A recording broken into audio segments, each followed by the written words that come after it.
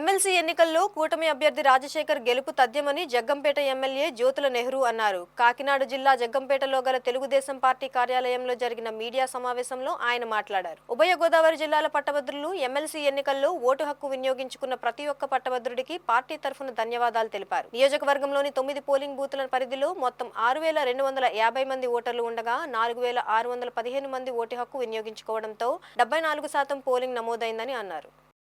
నమస్కారం. ఈరోజు ఉభయ గోదావరి జిల్లాల పట్టభద్రుల నియోజకవర్గ ఎన్నికలు జరిగాయి. ఎన్నికల సందర్భంగా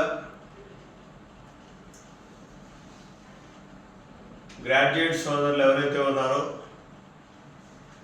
వారందరూ కూడా స్వచ్ఛందంగా వచ్చి ఓటేసి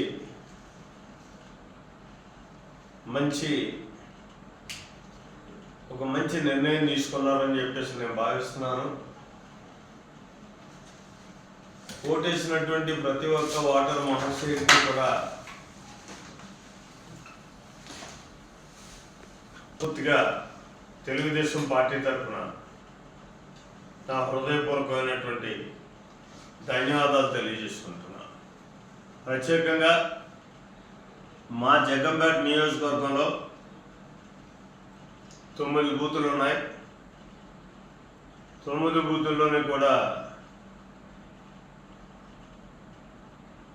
6,250 మంది ఓటర్లు ఉన్నారు. వారిలో 4,615 మంది ఓటేసినటువంటి ఓటర్ మహాశయులకు నా ప్రత్యేక ధన్యవాదాలు, కృతజ్ఞతలు. అయితే తూర్పుగోదావరి కాకినాడ జిల్లాలో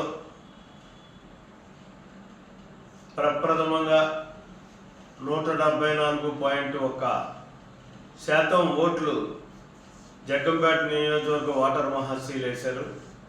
వారికి ప్రత్యేకంగా నా అభినందనలు తెలియజేసుకుంటున్నాను. ఇక